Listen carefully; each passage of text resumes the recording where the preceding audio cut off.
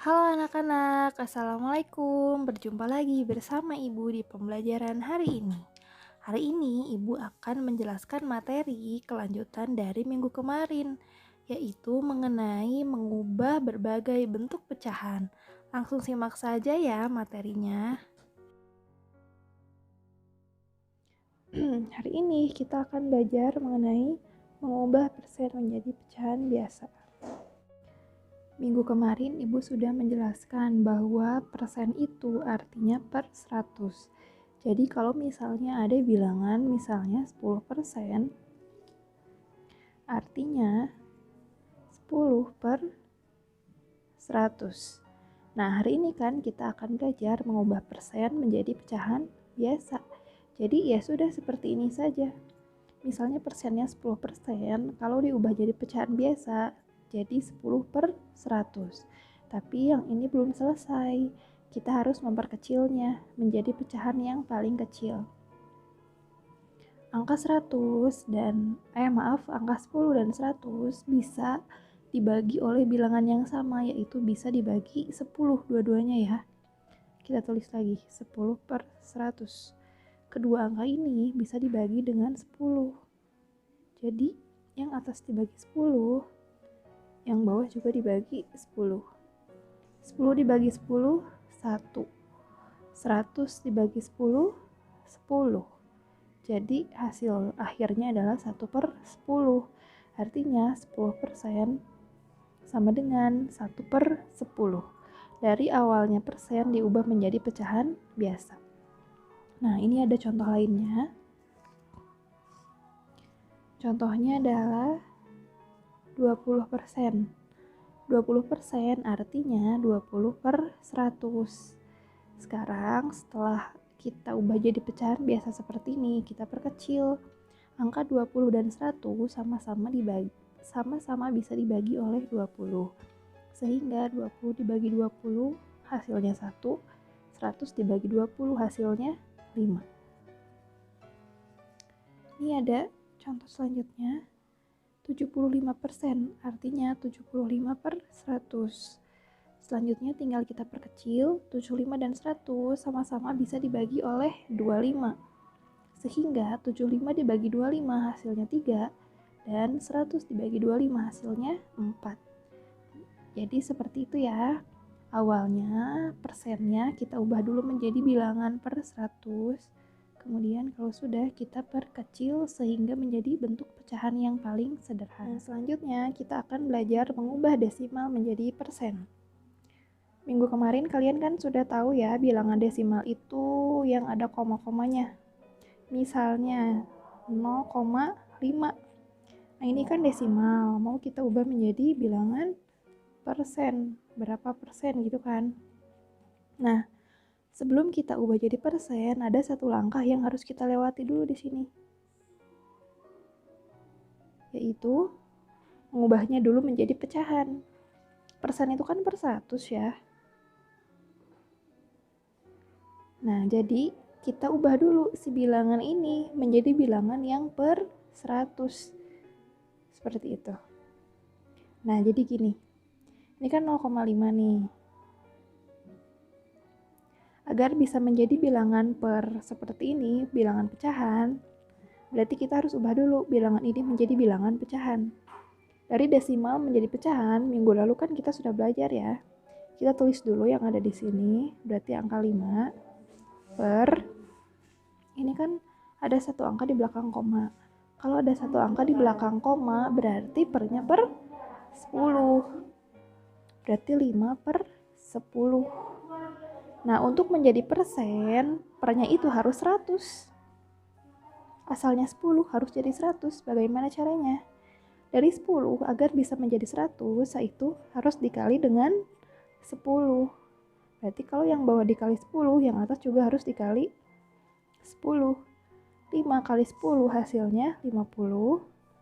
10 kali 10 hasilnya 100. Sekarang pecahannya sudah menjadi bilangan per 100. Artinya ini sudah menjadi persen. 50 per 100 artinya 50 persen. Jadi dari desimal kita ubah dulu menjadi pecahan biasa. Lalu pecahan ini kita ubah penyebutnya menjadi 100. Kalau sudah menjadi per 100, maka tinggal kita jadikan persen. Seperti itu ya. Kita lihat contoh yang lainnya. Misalnya yang ini. 0,2. Kita ubah dulu jadi pecahan biasa. 0,2 berarti 2 per 10. Selanjutnya, penyebutnya kita jadikan 100. Agar bawahnya jadi 100, maka harus kita kalikan dengan angka 10. Kalau bawah dikali 10, atas juga harus dikali 10. 2 kali 10 hasilnya 20. 10 kali 10 hasilnya 100. Sehingga pecahannya sudah menjadi 20 per 100. Kalau bawahnya sudah 100, tinggal kita ubah saja menjadi persen, jadi 20%. Nah, selanjutnya 0,35. Nah, kalau ini yang nomor 1 kan hanya satu angka di belakang koma. Kalau yang ini ada 2 angka di belakang koma. Sehingga ketika kita ubah menjadi bilangan pecahan, hasilnya menjadi 35 per 100. Bawahnya sudah 100. Karena ininya ada 2 angka di belakang koma. Kalau sudah bawahnya 100, tinggal kita ubah saja menjadi bilangan persen. Jadi 35%. Nah, kalau ini gimana? Kalau ini 0,125, ada 3 angka di belakang koma. Nah, jadi kan 125 per 1000. Kenapa 1000? Karena ada 3 angka di belakang koma. Yang kita inginkan adalah per 100, bukan per 1000. Asalnya 1000, ingin jadi 100 harus diapakan? Harus dibagi 10. Jadi seperti ini ya, Ibu tulis di sini.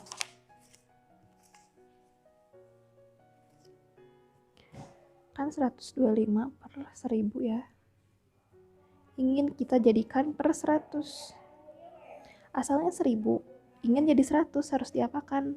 Harus dibagi 10, berarti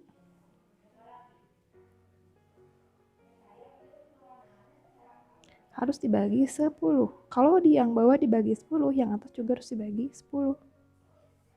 Nah, 1000 dibagi 10 hasilnya 100.